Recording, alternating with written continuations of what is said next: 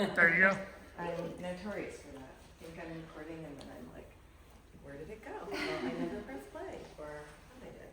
All right, my name's Carol Yegarner. Thank you for coming. Just housekeeping issues, the bathrooms that way through the kitchen. And Adriana brought some amazing hydrogen water, so feel free to drink up with that. Yeah, so I'm a hypnobirthing childbirth educator, and these are all my friends, and we thought we would put together just a panel to answer questions and help people better understand holistic birth and pregnancy and all the options that are out there. So do you want to do a quick little intro? Sure. We host a new moms group. Yes. Carol and I, my name is Dr. Lisa. I'm a chiropractor in Solana Beach. So every month we were hosting this new moms group, and we were like, we have more to say. We need more time. So we have this event, especially because there are so many people giving birth in so many different ways, and not everybody has the best experience, and some people have an amazing experience. It's like, what's the difference? Did they have more information than somebody else, or were they, did they have a community of people that they could ask questions to? So we want to be that community of people for you. And I trust everybody here, so I think it's going to be fun. Yeah. Nice. All right. You want me to start? Sure. Sure. Okay. So, like I said, I'm Dr. Lisa. My office is in Solana Beach, and I've been a chiropractor for 10 years. The one thing that I knew for sure when I got pregnant was it's going to be a home birth, and if, God willing, if I get to stay at home, this is how I know how to give birth. I know how to give birth naturally. I don't know how to use medication. I don't know how to be in a hospital. I know how to be at home in my bed and in my living room. So when I found out I was pregnant, I was like, okay, this is the team of people that I want to be with me. I have kind of like a interesting outlook on getting pregnant, especially because I'm 37. Didn't really think I was gonna ever meet somebody I wanted to have a baby with. My partner is 58, and he was told, no, your sperm count is like not strong enough or whatever. And when he was formally married, they had to go through this more medical procedure to get pregnant. So I thought, oh,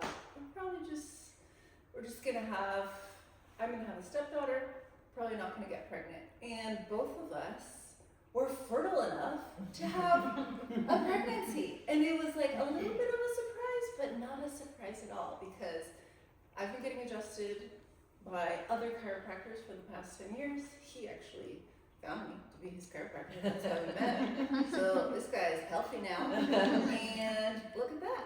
We're having a baby. I'm in my 3rd trimester. I'm like completely confident in my body's ability to give birth. I took Carol's 5-week hypnobirthing course. I'm giving birth with Olivia. You'll see everything I'm talking about. The main thing with chiropractic and pregnancy, there's 2 main things in my outlook, just as like a human, is what's the most important organ in your body when you're delivering a baby? You could say your uterus, it's very important, but your brain is the most important part of your body to signal to your uterus, okay, it's time to get to work, it's trying to do that thing that you're supposed to do.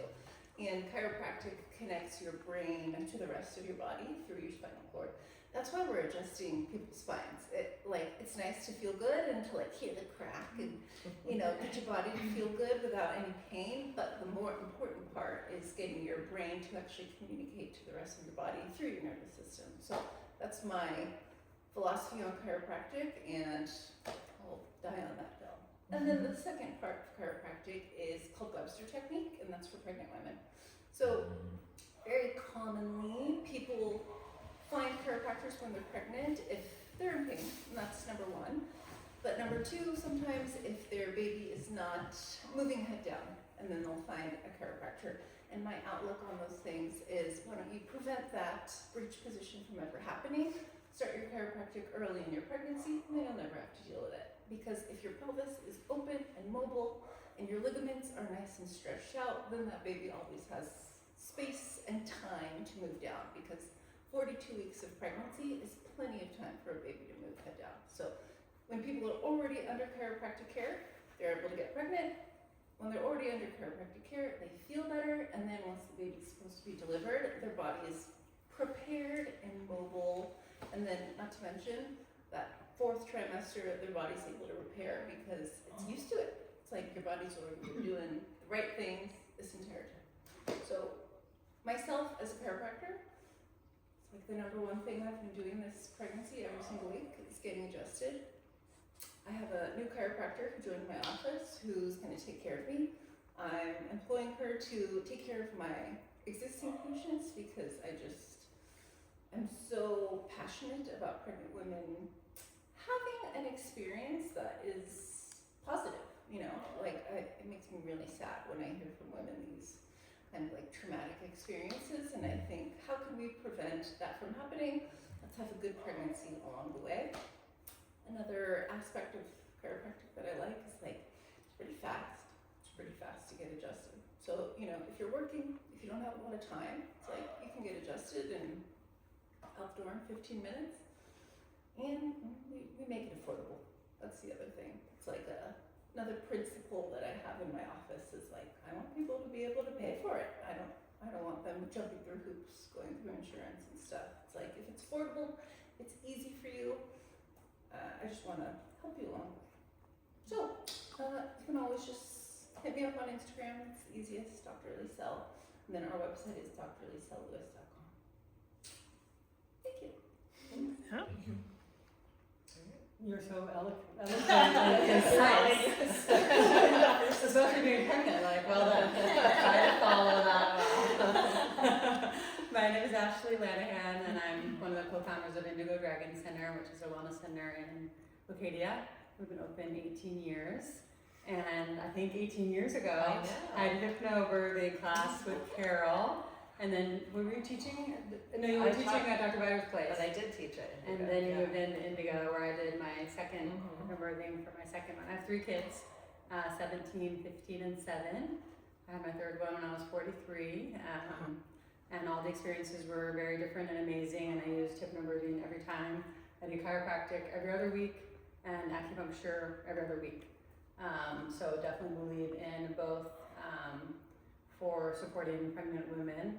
I also have midwives in my office as well, so we see a lot of pregnant women come through. And acupuncture can really help with so many things. I think thinking of the brain and thinking of hypnotherapy, I also work with recovering addicts, and one of my favorite things about acupuncture, whether it's addiction recovery, pregnancy, pain management, is that it, I think, not only treats your symptoms, but treats your symptoms in the fact that acupuncture really helps to get your body into that parasympathetic nervous system, which is a lot about what hypnotherapy is about. So a lot of times we're like driving on I-5, we're like running from a tiger. So when you're doing that, your blood vessels are constricted, your pupils are constricted, and you're like in survival mode. When you're doing hypnotherapy and going into like labor readiness, and when you're wanting your body to heal from whatever you're trying to heal from, you want to be in that parasympathetic nervous system. So acupuncture really helps your body have a moment to learn to get into that. When you're in parasympathetic, your pupils are dilating, your blood vessels are dilating, you're getting optimal blood flow to all your extremities, to all your organs, to your baby, and your body's also able to relieve inflammation in your system. So it's so great for any kind of pain, headaches, helping to balance the hormones, stress, anxiety, insomnia, any and all of those things. When I was pregnant, I'm trying to think about, I had gout randomly with my second pregnancy, and it was so weird. I was like, I'm not drinking a lot of beer, but I do have a big belly. So I went to belly. And acupuncture helped, like, thank God, because I had like a 1-year-old that I was also running after, and all of a sudden I had this like really, and now I'm much more empathetic with my gout patients, that's for sure. So I was like, that is really intense, and acupuncture helped so much with that like random thing, like it was gone in 3 days. I also had a lot of like jaw tension, so I did a lot of inner jaw work with my chiropractor as well as with acupuncture, and the jaw and allowing that to relax is a really important part of there's a jaw cervix connection, so kind of allowing those areas to open up and relax is really important. So that being said, acupuncture can very much help with labor readiness. Let me check my notes real quick. After you have 3 kids, you'll know that's quite as eloquent. You're doing great. Yeah, and I think, another fun kind of thing with acupuncture, there's a happy baby, pretty baby point that we do at the transition between the trimesters. So in between first and second and third, and you can also do it kind of like 39, 40 week in there, and you use a golden needle on a very specific kidney meridian point, and it's believed that it helps, kind of what I've been talking about, to like relax the nervous system, allow you to feel safe, and it supports happy baby, pretty baby. So it's kind of a fun thing that we do at those transitions. And then induction too. So there will be some acupuncture points that why you'd want to go to an acupuncturist who's trained in working with pregnant women. There's definitely some points, and all of us will learn this in school, that you're going to want to avoid during early pregnancy, but we can use those points towards the end to help induce. Come 37, 38, when you feel ready, you can start to do acupuncture to like help get you moving towards having that baby, you know, in that month. What do you call the month? Due window. Yeah. The window. Guess date. And my other final thing I'll say is that I have pregnant women come in, I have the big body pillow, we lay them down sideways, I'll work on the hips, I'll help with congestion, swelling of the ankles, all those good things. And most often, and then with Moxa for breech, we can also do come like 34th week, if your baby's presenting as breech, we can do a special technique with the Moxa to help turn baby along with Webster technique. It's an awesome thing to do. So the women will come in, get them lying down nice and cozy, often fall asleep and take a nap. Sometimes I think this with acupuncture, truly, along with many other parts of it, with recovering addicts, come in, pain management, pregnancy, whatever, you are literally forced, because you're pinned down, to lay down and chill out, you can't be on your phone, and take a nap. And I mean, my pregnant woman was like a 45-minute nap, and they wake up and they're just like, oh, that was amazing. Especially the ones that already have other kids running around. So I think that's like a big part of it. Like you are literally, you have to lay down and take a nap. So, yeah. Cool. And then if we have time, she's got some ear sweets. So we'll do that towards the end. So I'm Carol Ye Garner. I'm a hypnobirthing, mind-body childbirth educator. I've taught over 600 couples, and I had 2 amazing hypnobirths of my own. So I want to ask pregnant people and their partners, like, what do you think of birth when you think of birth? What do you picture? A lot of stress. A lot of just, in my perspective, no, you can't do anything, and you just have to be there for support as best as you can. Probably some chaotic moments. A lot of people telling you what to do, because we are doing a hospital birth. Yeah. But yeah, trying to minimize that chaos. Yeah. I think a lot of medical intervention. I have a 19-year-old, and I was 19 when I had him, so didn't know much. You do what you're told, and this time around, I do organic skincare, and I live more of a holistic organic life, and I just want to do an at-home birth. So super excited to hear. What are your thoughts? Just like preparation, doing Yeah. things like this, getting ready to support her how she needs it, and getting a good team around her. Ariana? Well, Before you took my hypnobirthing, what did you think of? I'm changed. Just, I think what's presented in media, basically on TV and things like that. But then luckily diving into people like my mom and my grandmother's birth stories, actually hearing calm, peaceful, like pain-free stories was like, excuse me?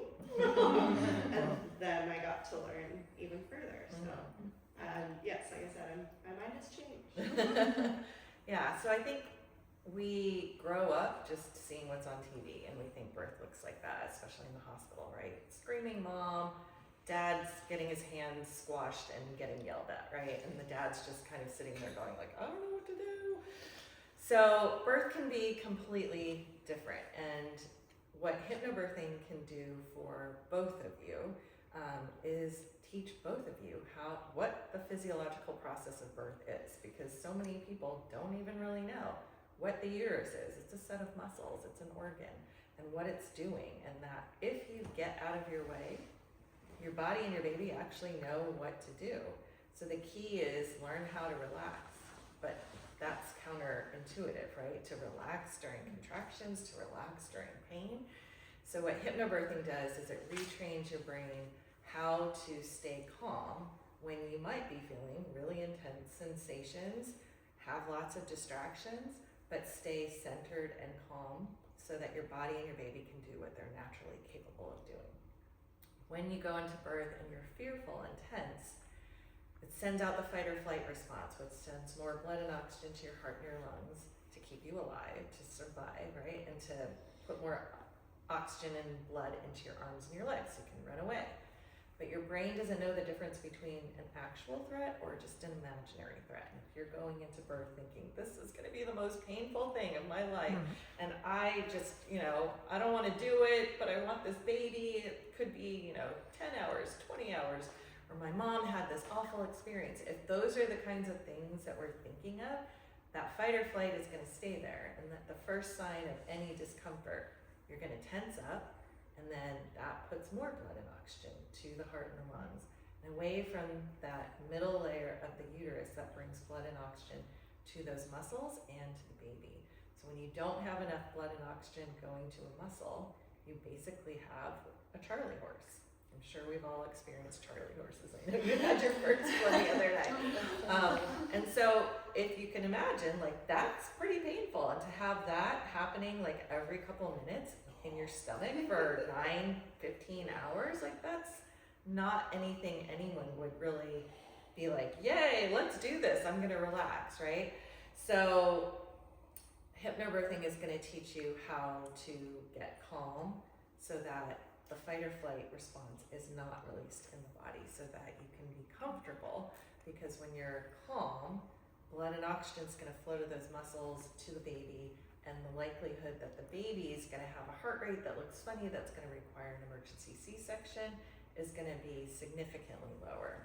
And the thing I love about these classes is it's not anti-hospital, it's not anti-medication, it's all about true informed consent to have an educated decision, so that no matter what happens, if you are having a home birth and you need to get transferred, or if you're in the hospital and you're like, I really do want the epidural, that maybe you got the epidural later in the game instead of immediately right when you get in the hospital.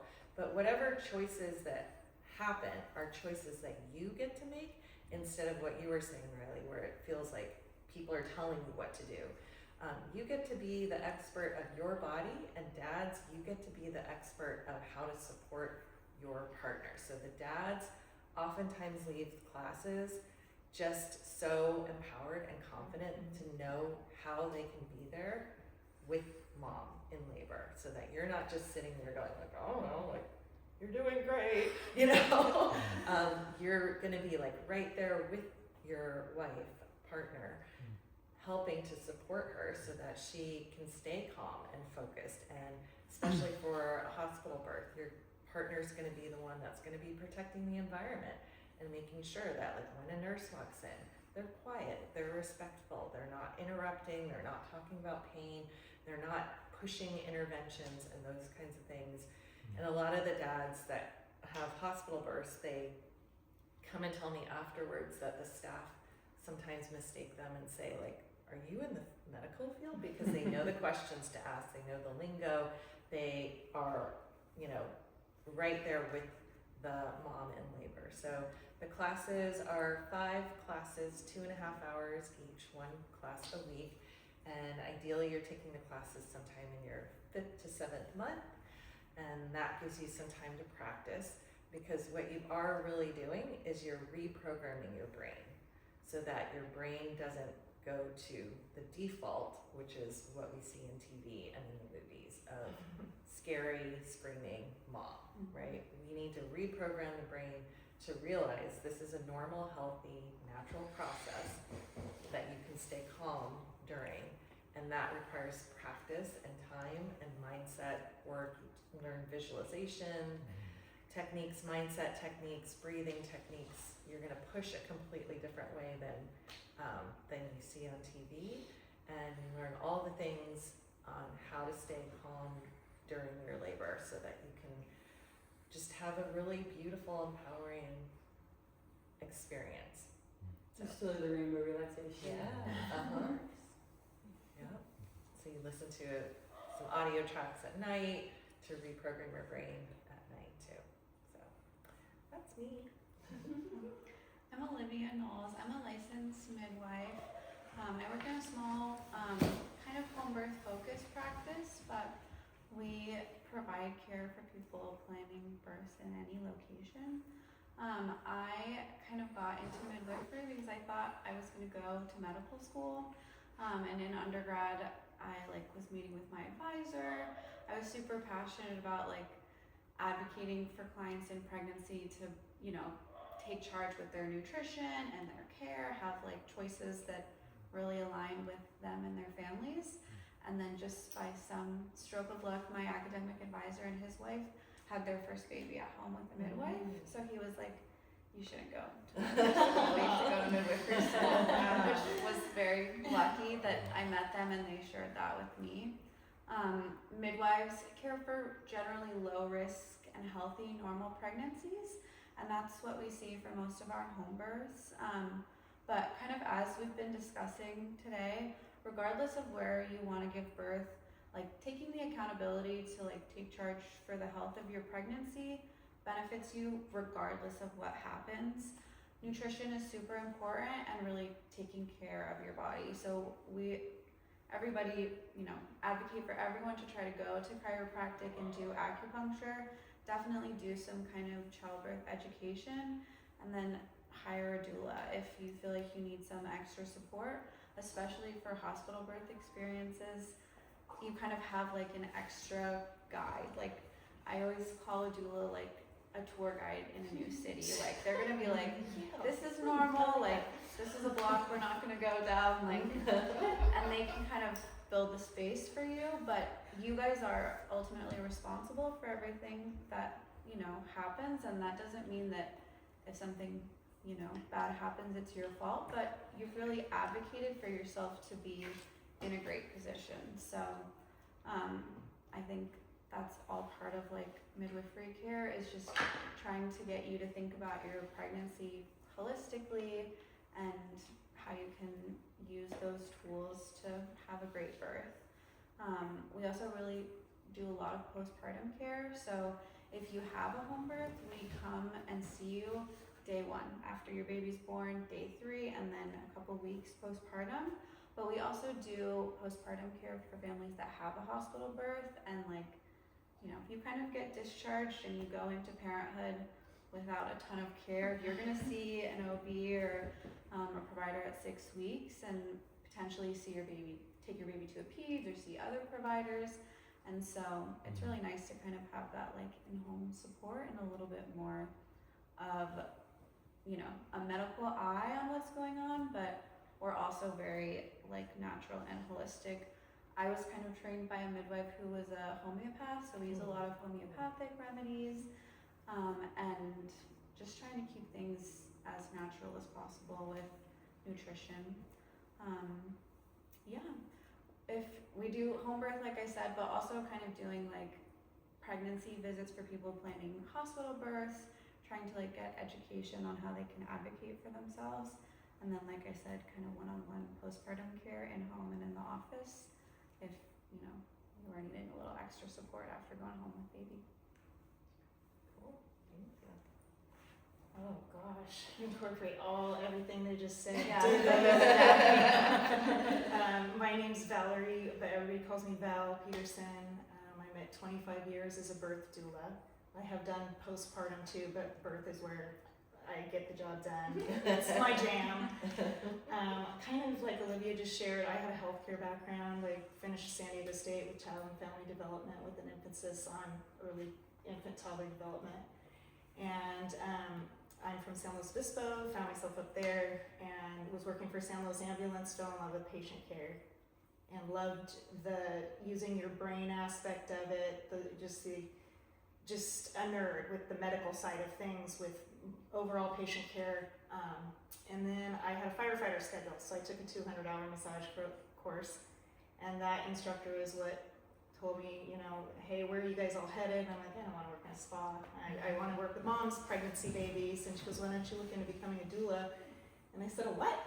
And she's like, a doula. And from there, I went on and did my first, you know, certification up at Dominican Hospital in Santa Cruz. And over 2 decades now, I'm still in touch with that instructor. She owns it was the Sierra Childbirth Institute up in Sacramento, but it's now the Sierra Doula Academy.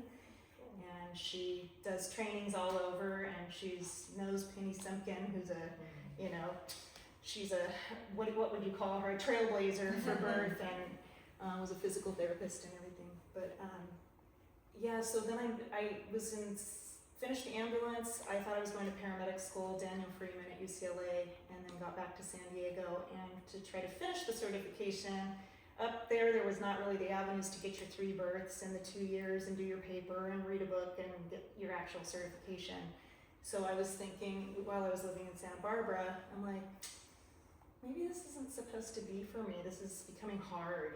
I'm not getting to finish this. And then I talked to a midwife whose daughter was a midwife at UCSD, and got introduced to Catherine Miller, who's a home birth, and she was in North County for a long time, is no longer here.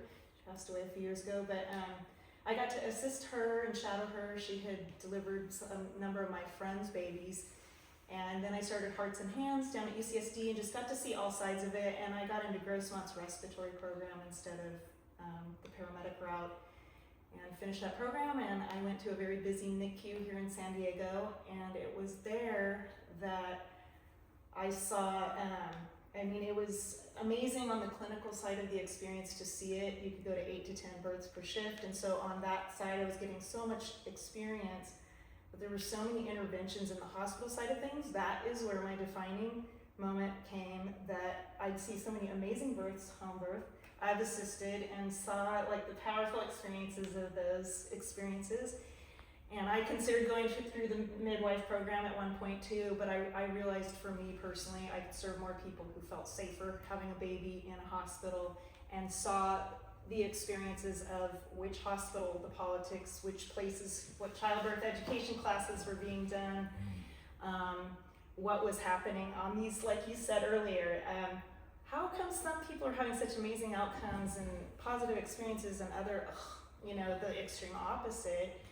And so that's where my journey really took off and where I'm at today. But incorporating what they have all spoke about, whatever you do, one thing I will say about hypnobirthing, in all the years of whether you take a hospital class or there's so many, there's what hypno, the happy baby, there's Bradley, there's all of those informative but one thing I will say, that all the years when I finally met Carol and sat through a whole series, I had more and more when I built up to 17 births, 26 births a year, and then all of a sudden I'm like, where are these interview questions coming from? What's this philosophy going on?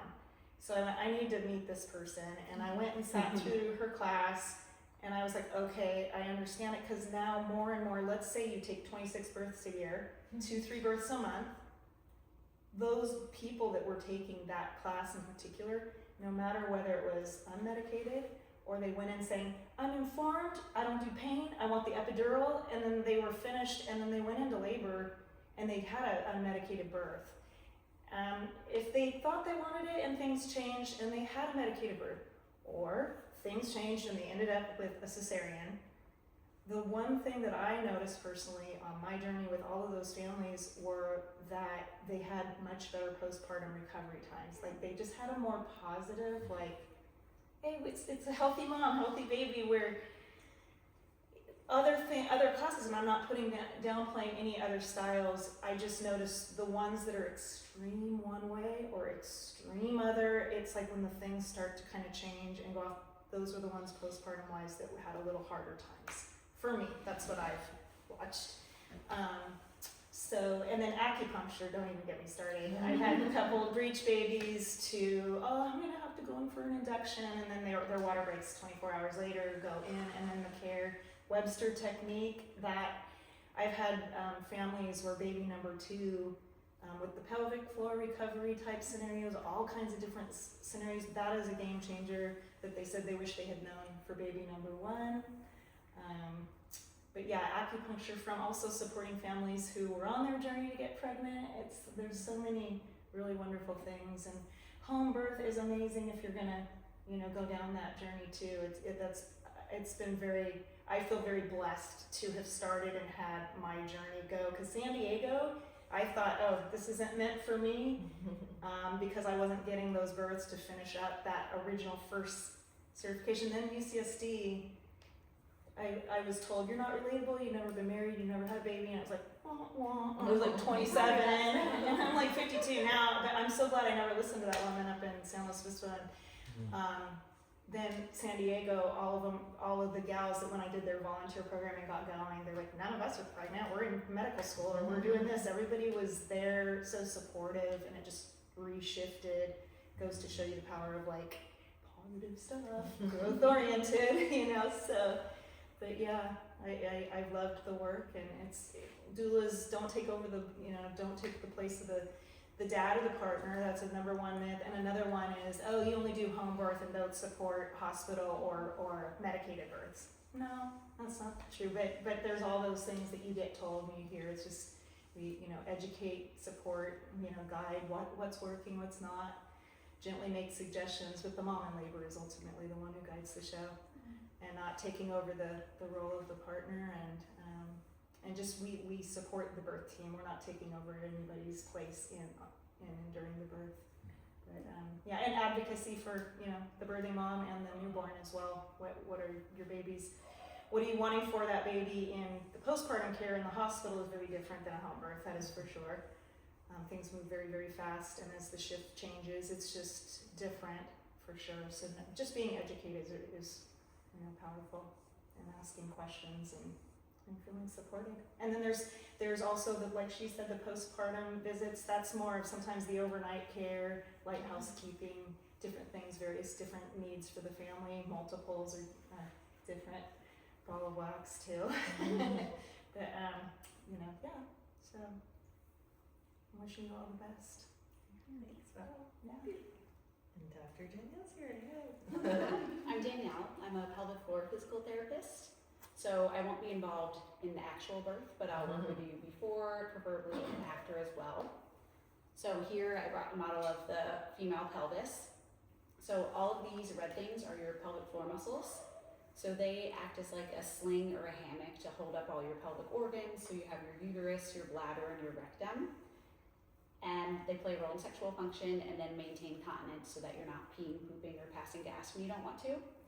So when you're pregnant, baby's growing in the belly, getting bigger and bigger like a bowling ball sitting on top of all this. So your pelvic floor goes from this to kind of like an overstretched hair tie. So a lot of women, when you're pregnant, especially as you advance through pregnancy, start to get what's called stress incontinence, which is leaking with jumping, running, laughing, sneezing, coughing. Sometimes feeling like things are going to fall out, or just feeling a lack of support, or even getting increased low back pain because the pelvic floor holds up your tailbone, which is the bottom of your whole spine. So it's kind of unstable. So we can work with you on those things, work with addressing any pains you're having, especially like SI joint pain, pubic bone pain from the increased relaxin hormone that's coursing through your body during pregnancy, keeping you strong during pregnancy and in any activities that you want to be in. And then we also do a lot of birth prep. So teaching you how to relax the pelvic floor, especially since a lot of us in this day and age with all the stressors around tend to have a tight pelvic floor from just clenching over and over. So teaching you how to relax, how to stretch it out so that it's in a good position to be able to birth the baby. going over birthing positions that can help prevent tearing, along with some other techniques, and just going through the stages of labor to help the baby get through the pelvis more easily. Because it has to pass through this opening and then this opening. And then for postpartum support, so many things can happen. You can have urinary leaking, fecal leaking in some cases, diastasis recti, which is when your abs kind of separate, back pain from the birth, prolapse, which is when any of those organs, which would be your uterus, bladder, or rectum, kind of come out a little farther than they should be, and it's kind of uncomfortable. And then just any pain or weakness that you're having. So especially if you're planning to have a pregnancy after that, it's best to come in and rehab your whole pelvic, not just the pelvic floor, but the pelvic floor, the core, your whole body, just so that you can be in a good spot for the next pregnancy. Great. Beautiful. All right. So now we've got time to answer questions. What questions do you all have? Yeah, this was a lot of info. But it was great. Are you overwhelmed? No, this is really, I mean, You told me there was going to be some specialists here. There's some I know. specialists. I didn't really tell them what we were getting into. Go to a panel. Things, I know. Yeah. Yeah. Where is your practice at? Or where? I have a couple offices. So one is with Lizelle's office in Okay. Solana Beach, and then there's another one in Rancho Bernardo, Okay. and then there's another one that I'm there very, very part-time in Imperial Beach if you happen to be down south. Dr. LaSalle's location would be, I guess, so awesome. I can choose my pelvic floor routine. I'll be contacting you. Perfect. And pelvic floor therapy, just so you know, is good for men too, because you also have a pelvic floor. Yes. And so that gets a little jacked up as you age, and so it's helpful for you guys to also see a pelvic floor therapist. Especially if you suffer from chronic constipation. I have a question. I believe it was for you, Ashley. You were the one who spoke about the connection between the jaw and the cervix, right? Mm-hmm. Okay. As a male, I don't have a cervix, but is there a similar connection that I could work with, so I can empathize better? So you can Empathize better, because I like to try to imagine in my body what she's experiencing, so it's better. Yeah, I treat a lot of couples as they're going through pregnancy together. I have a young man right now who's empathizing by gaining quite a bit of weight alongside of his partner. So just helping, I think, to relieve like some of the stress and anxiety, which often can kind of come into the jaw space. So. But is there an analogous region for the male, an analogous to the cervix? I'm not sure. It's a very specific I was question. trying to think that. Yeah. Honestly, I would think like Perineum? like anal sphincter. Maybe. Yeah. Okay. Something to Yeah. look into more. What do you think, Danielle? Yeah, I guess it would be just like the perineum in general, or yeah. Mm-hmm. Okay. Yeah, it's a good question. I could do a little more research on it from a meridian point of view. Yeah. Cool. Yeah. I just have some general concerns about postpartum depression because I do feel like my mom really suffered from it. And so I've heard that it kind of runs genetically sometimes. And so I know that we talked in the support group that there's not like a direct link, but you are seeing a trend of if there is medication involved sometimes, or a C-section, sometimes the postpartum is worse. So that's why I am steering more towards a natural route because I really want to avoid that. But I guess just any feedback you guys have on things you can do and trends you see. I feel like, so we talk a lot about like prepping for the birth, which is super important, but prepping for postpartum is arguably more important. Thinking about like who can come to support you guys and who you really trust, and having ways to communicate between the two of you, being like, this is starting to not be normal for me, or like, I'm honestly just like weepy today. There's nothing that's like upsetting me, but you know, I'm just upset. And hormones do change a lot postpartum, and so we don't want you to get like anxious if, you know, day 3 you're like, why am I crying all day? That's really normal. But thinking about how you're going to support like your life, who's going to take care of the dishes, if you guys have pets, who's going to take care of the pets, you know, are you going to want your like mother and mother-in-law to be there or no? Like, how are you going to set those boundaries? Because that's really important. And like continuing the care for yourself is super valuable. Baby takes everything from you, like for better or for worse. And so if you aren't eating, if you know, are really prioritizing like doing the laundry when baby's sleeping instead of resting, it's like the best analogy I have for postpartum is a cold. And so like the more you push it off and like, I just like, whatever, my throat hurts, it's fine, I'm just gonna go to work, it's gonna linger. But the more you like sit down, really rest and recover, you are like way more better prepared to take care of yourself and baby. So it's a lot of hard work, but continuing that consistent like care for yourself and finding people you want to go to postpartum, like a very gentle walking routine to kind of help your mental health. Those are all super important. And you can kind of like proactively find your team of people. There's also great postpartum like mental health therapists that focus specifically on this that you can just have in your back pocket for if things start to get stressful. Yeah, and I would also say I just did a visit with a gal that I was at her birth. He was 3 weeks old, and the first 12 weeks, it's like your life also honoring before you had that baby, and all of a sudden it's a huge transition. It's not the same as just the 2 of you anymore, or the 3 or wherever you're at, if it's baby number 1, 2, or 3 or whatever. The other thing is normal, we'd be tired. It's an adjustment. The first 12 weeks, it's when you're not wanting to do the self-care, get out, you don't care, you're not bonding with the baby, those bigger things that are going, like she said. You're not accepting the help too. That's one that I've seen, or someone just the real honest reflection of, this is really not me, and I'm not wanting to take care of this baby. Yeah. That's usually, especially if it's going beyond the 3 months, the 12 weeks, you know, it's just such, and they go through growth spurts.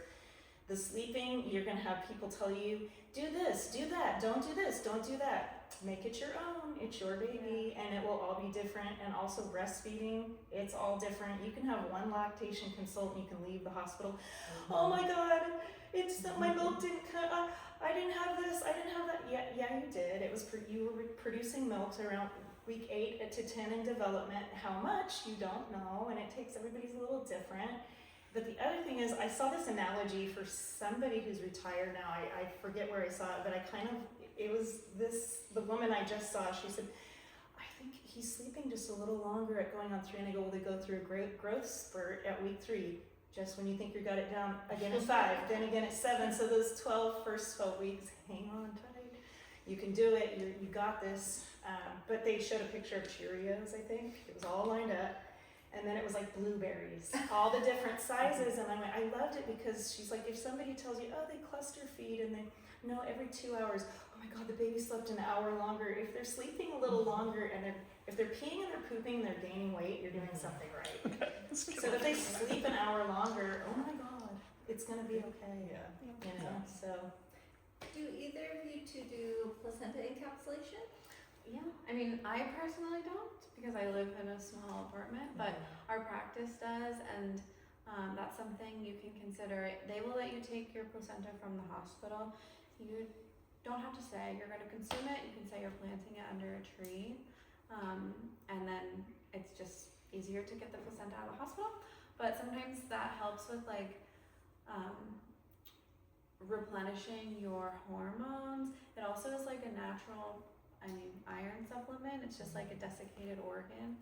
So that can really help if you have a little bit of blood loss postpartum and you're trying to get your hemoglobin back up. It really helped me. I used it. Yeah. And I really liked it. We also make a tincture of the placenta that can be used for way later in your life. Like I've had clients, say they use it during perimenopause and menopause when like kiddos are going to like school or camp for the first time and you're kind of having emotions about that. But I have not for any like reason necessarily. I think everyone should just take their placenta and freeze it or put it under a tree. Evidence-based. It is really interesting. I wish they would do more clinical studies on the medical side of it because you will get some, especially OBs, that will say it's an ingestion organ and do you really want to put it? Do you want to do it? So you can have that kind of attitude and then you're like questioning, oh, maybe that we shouldn't do it. But there's nothing. And on the flip side of it, I've seen good things with it too. We, like our whole philosophy is really just leaning into what feels right, like especially early in pregnancy, you might have been like, I am not eating that salad. Like, that was probably a good thing that you chose not to eat the salad. Sometimes the placenta pills like just don't work for people. It makes them feel really like have a lot of anxious energy or like a little too much energy for 5 days postpartum when you're supposed to be laying in your bed. And you don't have to use it, but you know, it's an option. You might as well use an organ.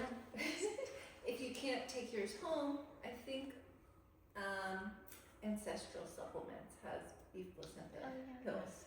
Yeah. I think the last time I saw that, they're pretty now that you don't have as hard a time asking for your placenta. The last one that they were going to do that service, the midwife that delivered her in the hospital and the person doing the encapsulation, they wouldn't let her do it because the mom at the very end, right before she delivered, developed an infection. Yeah, there are certain reasons that like I would probably say maybe you don't want to like ingest it. Like if your baby has a lot of meconium during labor, you'll like, and you guys can ask at your birth, wherever it is, be like, can I see the placenta? They will show it to you and you can see sometimes it looks a little like icky and maybe you'll be like, I'm just gonna take it home and put it under a tree. But I've done research and there are some studies that it helps like rebuild your hemoglobin better than like a beef organ or something just because it's so biocompatible to you. And our service is $300 for the placenta, for a tincture, and then we make like a cute little heart with an umbilical cord if it's long enough. But yeah. And do you come and pick it up or? So yeah, one of us, wherever you are, we can either come to your house or meet you at the hospital. If you birth with us, we just take it with you or with us. It can stay refrigerated for a day or two. So if you like are trying to make a decision or you haven't arranged it until postpartum, it works too. So I guess like if I'm delivering in the hospital, I should bring my little placenta ice chest. Okay, exactly. And separate from Or have your friends bring it. Okay.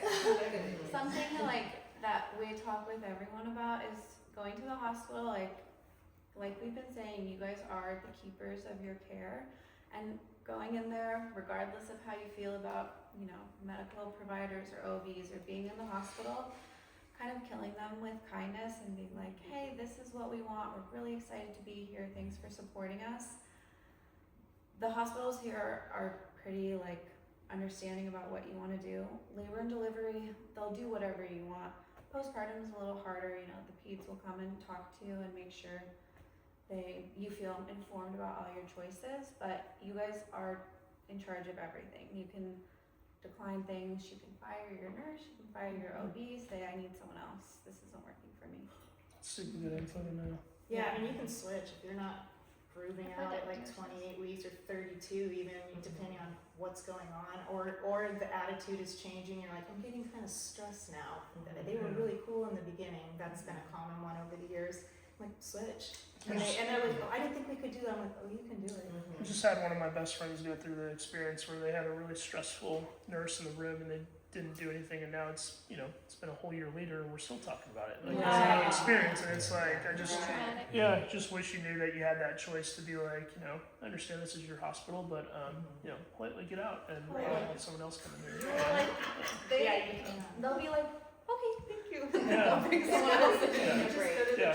But all that info gives like the supporter confidence to be able to make that decision, Yeah. right? Because you're right, like it's. I'm not gonna be able to do Yeah, that. she's not gonna be able to do it. She's gonna be That's gonna be your hypnobirthing and thinking about job. her own special place she needs to be in that makes her experience so much better. I'm a So. people pleaser, so I'm not gonna. Yeah. Yeah, but that's You can a also great ask your example of doctor that. to do it Yeah. too. Yeah. Like my first birth was in the hospital and the doctor came in and kicked that one of the nurses out and was like, you're not in here. Kicked her out, did not want that lady in the room. Yeah. And then the other thing I want to say, don't leave the umbilical cord hard on your coffee table because your dogs will eat it. Very true. That's how, Or like that's how nourishing all those organs are. And then the other thing I want to say about postpartum depression, and it's dependent on the person. I'm very much a people person, but my friends did like a food thing. And so you can be very direct and, you know, if you only want them for 15 minutes, make sure they wash their hands, you know, and all those things, like whatever is comfortable for you. And it might change between now and when the baby's born. But I really enjoyed having, and tell them kind of what you're craving too, like what food you want, chicken soup or cantaloupe with cottage cheese, whatever it is. It was so nice to be able to see some of my favorite people during that first month. And maybe they'd come every other day, but there'd always be food. And it was so helpful for my husband too, to know like he didn't have to prepare dinner. He could also help me and be with the baby. And so I really enjoyed that. It's a nice thing to organize. Yeah, highly recommend like the 5-5-5 rule. So 5 days, In bed. just stay in your bed. Like get up to go pee. Dads are gonna be in charge of like everything else. Housekeeping, all the things, meal planning. The next 5 days, your room, you can get out of the bed, but like your room is basically your world for the next 5 days because you really want to just bond with your baby, figure out like what's going on, and you're going to be breastfeeding a lot. So like being out and about and like being like, yeah, I'm going on a walk or like going to the grocery store, like there's no badge for that.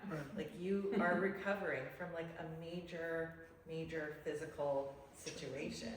And so your body needs to recover, your milk needs to come in, you need to be as Your pelvic floor. pelvic floor needs to recover, you need as little stress as possible.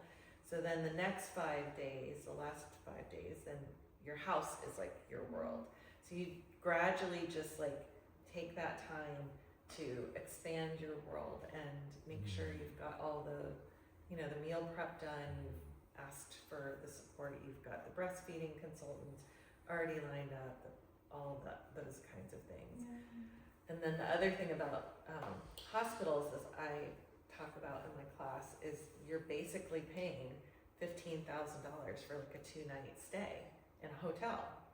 So if you went and showed up at a hotel and you paid $15,000 for 2 days and 1 night, and they were like, you can't get in the shower, sorry, you know, like, oh, you can't eat, we've got this food over here, but you can't eat, and sorry, the only way you can lay down is this one position. Are you gonna be like, okay? Or are you gonna be like, excuse me, I paid $15,000 for this place. You're not paying that, but you are essentially paying that with your insurance. So just to remind you, like you are the customer. You do get to call the shots as long as mom and baby are doing well. Yeah. You get to make all the choices, not as a, I'm doing this and you can't do it, but more of a, I'm informed and educated and I know that I have options. Like we're a team here, let's act like a team. Exactly. Yeah. Yeah. This is for. Because most people go into a hospital birth, they take the hospital class and they don't know that they have all these options, right? That's easier for them. So Right. they're way better about that. But you're Yeah. staying in the parasympathetic nervous system Yeah. during that Right. time. Right. So you can let your husband kind of argue that, protect you, and, Right. and you can too, but just stay like breathing and Question for the doula, midwife, and the service that you provide. Do you guys accept insurance, PPOs, or is it out of pocket? I have not done the insurance thing. I will say this, I started so long ago that insurance wasn't even an option. Now it is, and it's kind of confusing to be honest with you. And I need to understand more about it with the NPI number and all of that. So I will say this, couples that have their work situations with FSA and HSA type scenarios, yes, they have the baby, I give them services rendered, invoice, they get reimbursed. Now, as far as Kaiser, TRICARE, Medi-Cal, all of that I don't right now. I'm sorry. No, that's okay. I don't know enough about it, you know. It's great that they're starting to be more proactive with it, but for like Aetna, for example, I spoke with a lady that came my way that she was gonna have like her 10th baby, and it was gonna be her last baby. She had in-care, insurance. I don't know all the lingo, but it was like she had provider in-network, out-of-network, great insurance. She gave me all her information, so I called Aetna to try to understand it. And the lady told me, she said she does have great insurance. She said, however, you have to wait till she has the baby. They have to get the bill from the hospital. She has to get the right coding from the hospital, turn it in as a bill to the insurance company if it gets approved. We look at Southern California, and if it's approved, we can approve your fee up to 60%. So to me, for me, it doesn't work for my business model. So that's just me personally. We can reimburse with some PPOs. We have a third-party biller that works to verify your benefits, and sometimes they like allow for out-of-network benefits, but kind of like she said, you have to wait until after like baby is delivered and you guys are 6 weeks postpartum. But we work with the biller so you guys don't end up having to do all of the like heavy work of talking to the insurance and doing all the billing codes. And they can do a verification of benefits before you even start care to see if it's something that would work. Awesome. We can't, like, they can't promise that they reimburse you, but obviously you're paying them, so they're really incentivized to get you reimbursement. And we've been able to do that sometimes for like exclusively just prenatal and postpartum care if your plan says like a home birth is not covered, or sometimes they don't cover licensed midwives. Some insurance plans offer gap exemptions where you can say you don't have any providers in your plan that are in-network providers, and so I'm making a request for you to pay this out-of-network provider as an in-network provider. So that's like the best option, and if that is your plan, I would try to do that. But I can send you the link for the biller. It's the same for all midwives in San Diego, so even if you worked with someone else, they would probably be able to bill for your services. And I do know too, just from another project that I'm working on currently, you can go on to Doula Match. Yeah, And I've seen on Instagram. there are a lot of doulas Yes, that yes. are accepting insurance for Yeah, sure. and they'll be listed that they accept A, B, and Which C plans? of what it was, so it makes it a little easier. I know Kaiser, I believe, and there's so many right now of what they'll do and what I've seen a lot of the breakdowns, what they'll do, but I still am not knowledgeable enough to answer a solid question like that. I'm sorry. Thank you. What about you, Danielle? Oh, yeah, so if you have a PPO, chances are you have out-of-network reimbursement. I pay for a system that I can run your benefits for you, as long as you've met your deductible, which having a baby, you will. And then you'll be reimbursed a percentage, which is usually 50 to 80%, depending on what's in your plan. So then you'll pay for the services, I'll give you a super bill right after the visit, you'll submit it as a claim, and then they're supposed to reimburse you within 30 days. Awesome. Thank you. How soon after giving birth can you have services of pelvic floor, acupuncture, and chiropractor? So pelvic floor, as long as there's nothing funky going on, like I'll see you as soon as 3 weeks after.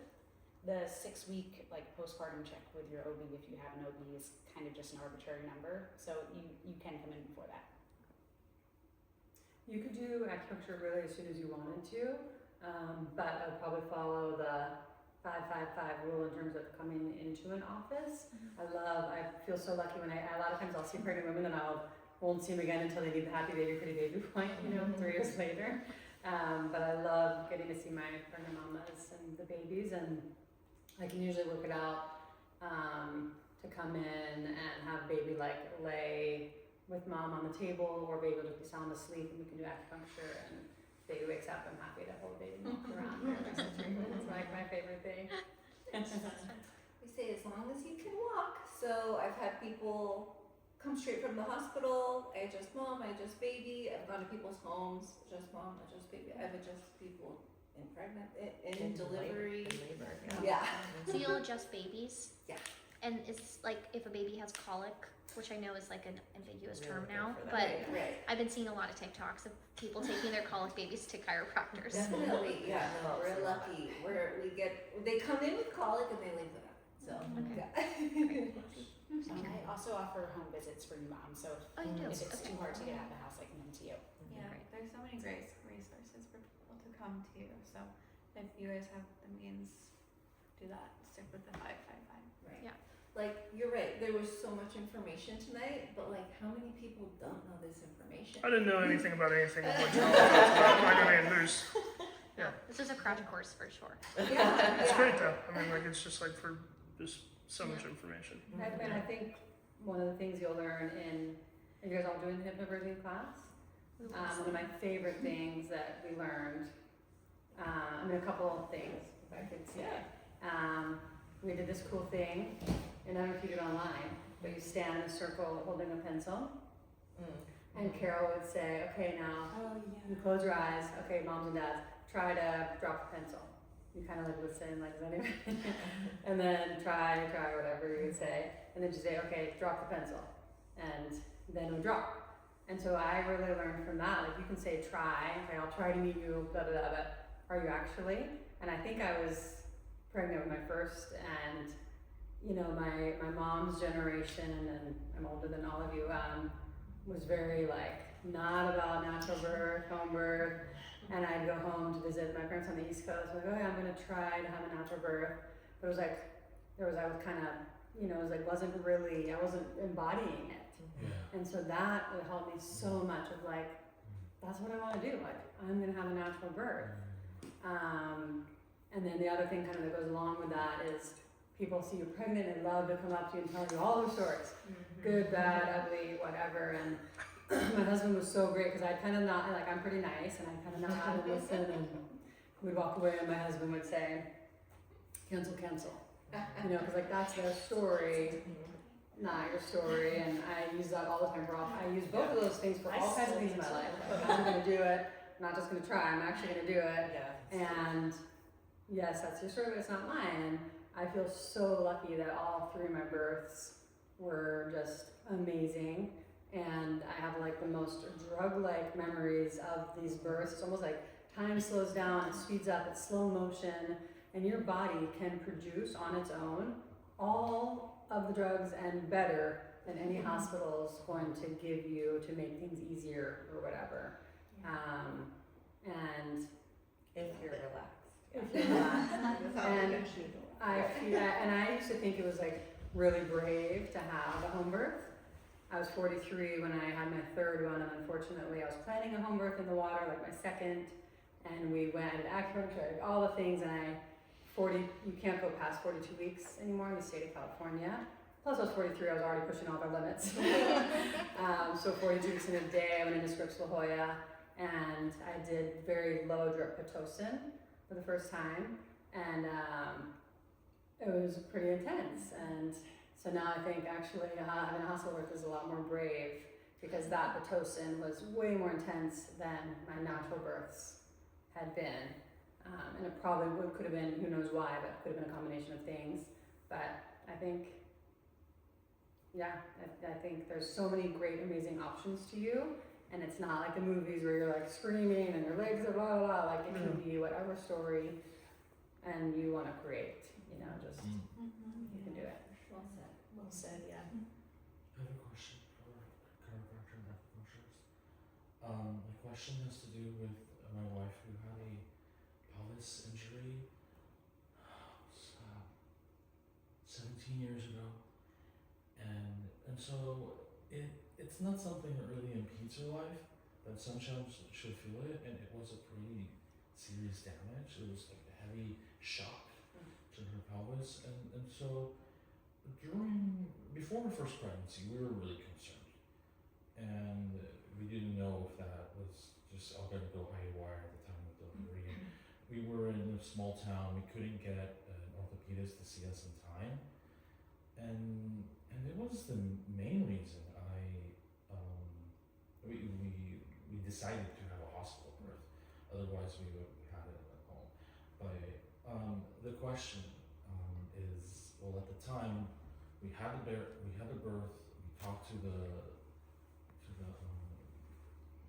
nurse about it. There was no OB yet, and she said, "No, I delivered fine for with like pelvis problems. The pelvis injuries don't have much connection to whatever action's going to take place when she gives her something to that effect."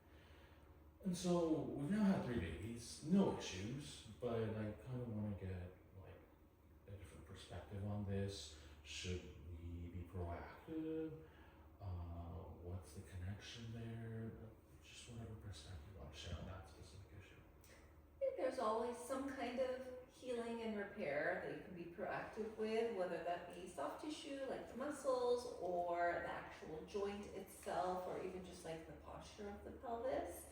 So let's say if you were planning on having another, even if you were not planning on having another baby, her body is like still healing until the day she dies. So there's something you can do about it forever. The quickness of the healing, that's what changes with each birth and with age, but there's definitely a lot of services like chiropractic, acupuncture, PT, all of those things, massage, those are always gonna benefit versus letting something get more and more damaged. That's when there's a corner that gets turned, that if you can't fix it anymore, then, you know. That's why it can be important to be proactive. Right. That's when the observe it, or at orthopedist least needs to look get into called, it. or, Okay. yeah. Okay, thank you. I appreciate that. Yeah, I would say just along those same lines, you know, especially if there's some kind of trauma connected to that. I would kind of emotional trauma. Okay. What meridians are being affected, and just making sure that, you know, is she having issues down the meridian? Is she having neuropathy on the foot on one side? Like, what can we do to make sure that the chi and the blood are flowing efficiently? And can we help release any old patterns energetically? It could be related, so it'd be interesting to get her take on that. And yeah, is she pregnant again? No, the thing is, she I don't know if you'll have time afterwards. She might want to talk to you on the phone because I think what you're talking about with the trauma, it might be relevant. So I'll talk to her, see if she wants to open up. You all will also get a text afterwards tomorrow that has all of our contact info. Great. Just was gonna ask that. You heard me asking? My question for you, Carol, I'm about 15 weeks, so I need to plan for our visits, but is it only online? Okay. Yeah, I do my classes online. There are in-person classes that I can refer you to if you prefer that. But I used to teach in person. I actually like teaching online now because you just get to, like, you can have dinner during the beginning of class. You don't have to rush, like, you know, to a class and then have to drive home after you're super relaxed. When we do the, you know, the relaxation, deep hypnosis, like deep relaxation hypnosis stuff, like you're just in your couch, or you can even lay on your bed and just get super comfy. And then when we're done with class, you can just like relax and you don't have to travel. I know. Just go and practice right away. Yeah, I exactly. haven't thought about that, but that's like, I think like an aspect that I really appreciate about hypnobirthing is like creating this whole space for yourself physically and mentally, and that is like very smart that you would do some of these practices in your own space. And I think that would be powerful. But a lot of families kind of pick and choose, like they'll do an in-person class, they'll do an online class, they'll pick a book that they're going to read, and so you can kind of like pack your toolbox with lots of things for labor. We liked doing it online. I thought, oh, she's our friend, I want to do it in person. First of all, it was almost like watching a podcast, and that was cool. And then it was a cool test of like, okay, we're at home, it's just Greg and I. Like, are we able to do this hypnosis? And yes, we were. So it was like immediate feedback, like, yes, I am hypnotizable. And I'm doing it at home. My only hang up is I'm like, can I sit at a screen for 2 hours and not bird walk? But There's so many fascinating things that you're learning, and you're doing hands-on stuff together throughout. Yeah. And like at my loved it and learned so much that I feel like you're just so engaged the whole time Okay, because good. you're just like want to absorb all this wonderful information. Yeah, So. it's pretty interactive. Yeah. Like I'm talking a lot, but then there's breaks where you're practicing and learning some of the techniques, and then we do some hypnosis, and then you watch some videos. So it's not just like you're just like sitting there, and Right. I'm just like, blah, blah, blah. Right. You know. My favorite part was seeing my partner like change perspective through the 5 weeks. It was like, oh, Yeah. you're getting just as much out of this. You know, it was like very sweet. My first two are 18 months apart, and we like literally did it, and then we like soon did it again. Because we were like, let's do it again. The more 15. hypnotherapy, the better. Yeah.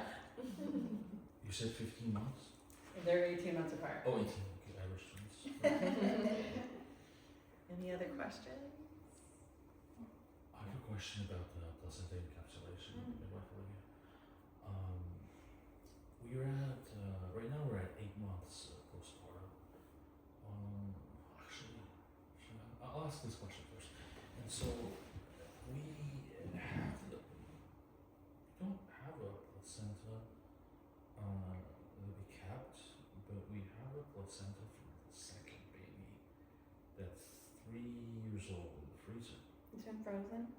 Some Yeah, people we used still some of it. encapsulate We it. kept some of it. Mm-hmm. So, first of all, at 8 months, and maybe I don't remember what the timeline is of like full recovery, but at 8 months, is there still anything happening in the body to focus on, to observe as far as recovery?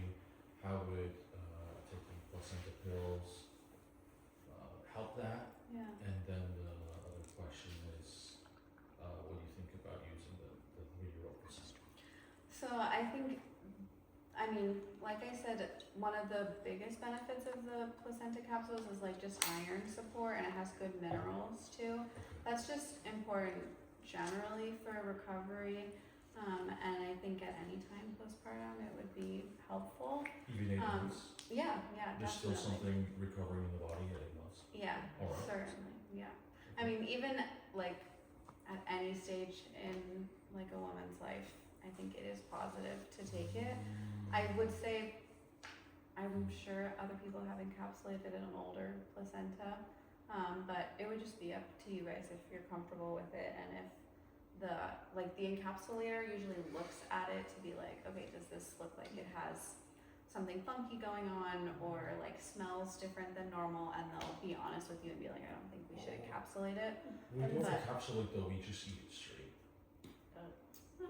I mean, it's kind of like if you have a piece of fish in the freezer 3 years old, like, where are you gonna eat that? Some people do, some people don't. I would probably, if it was mine, I would probably tincture it and use it more homeopathically. Like I would just take it like a drop or 5 at a time, And that way you energetically, and should- then save it for perimenopause. Yeah. That's cool. And then I think encapsulating it and tincturing it, and then using the alcohol, which that's what I would probably do myself. But I also don't eat fishes in the freezer for more than I guess And we we'll got a pass lot of that fish in the to freezer, you. so. Freezer burn. My husband's a fisherman, so. Any other questions? Thank you, good feedback. Thank you. Alright. This is great. Thank you all so Yeah. much. And then after we can do some ear seating for you. Oh, what does that mean? So she can explain. So there's a